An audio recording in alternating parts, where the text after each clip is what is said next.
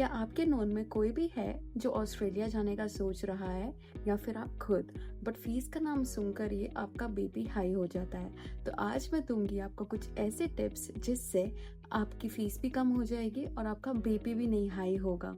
तो let's get started guys.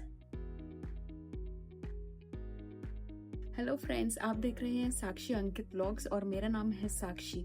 तो आज का टॉपिक था कि ऑस्ट्रेलिया आने के लिए कैसे आप अपनी फ़ीस कम कर सकते हैं।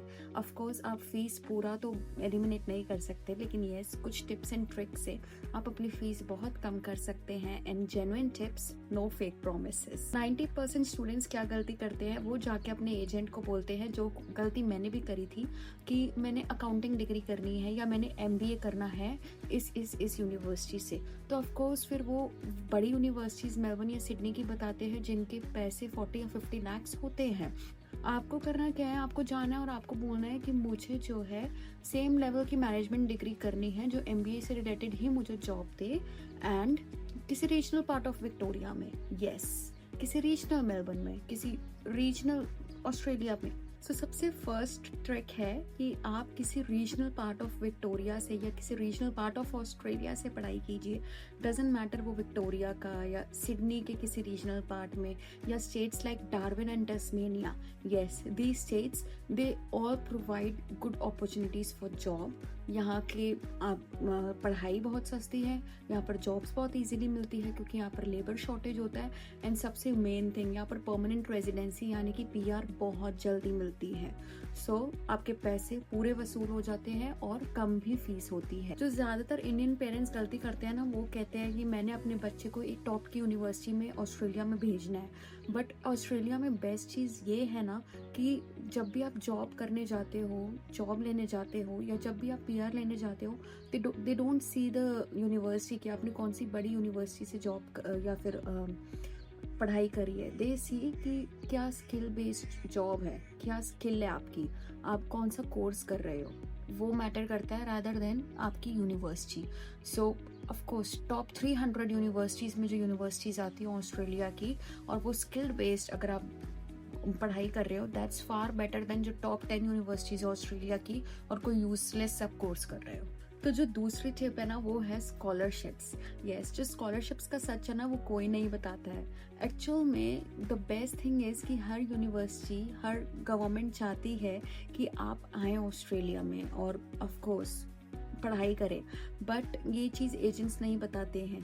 एजेंट्स आपको बोलेंगे कि स्कॉलरशिप्स मुश्किल है, but what you should do is कि जैसे ही आपका ऑफर लेटर आ गया है, you should directly apply for scholarships. चाहे अगर एजेंट नहीं कर सकता है तो यू कैन अप्लाई, एंड 10 से 30% फीस ऑटोमेटिकली डायरेक्टली कम हो जाती है अगर आप रीजनल पार्ट ऑफ ऑस्ट्रेलिया से पढ़ाई करते हैं तो। एंड मोर ओवर, अगर आप का ऑफर लेटर आ गया है या फिर अगर आप इनटेक लेने का सोच रहे हैं और जब आपका ऑफर लेटर आ गया, अगर आप 6 to 8 मंथ्स पहले जो है सब कुछ अप्लाई करते हैं अपना प्रोसेस, तो yes universities do provide scholarships. तो yes, you guys should go for scholarships.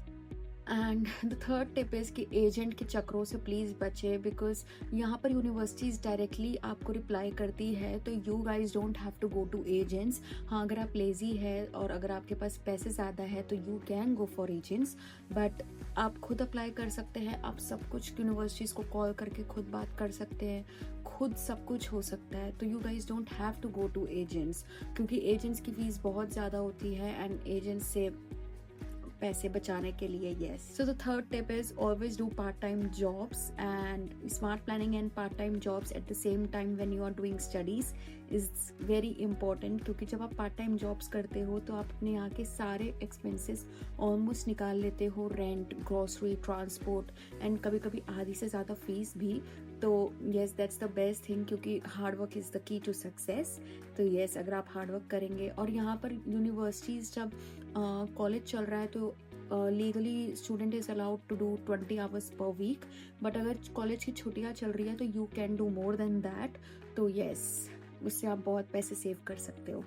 And friends, the fourth tip is try the right intake. Australia में Feb March, according to me, ये मेरे एक्सपीरियंस बेस्ड है, Feb March बहुत expensive intake होता है क्योंकि students ज़्यादा आते हैं, कंपटीशन ज़्यादा होता है, स्कॉलरशिप्स ईजिली नहीं मिलती।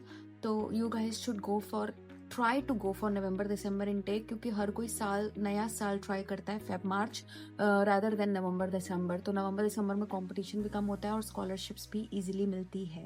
एंड गाइस, जो नेक्स्ट स्टेप है वो ये है कि इंडिया से पढ़ाई करने के क्रेडिट एग्जामिशंस मिलते हैं।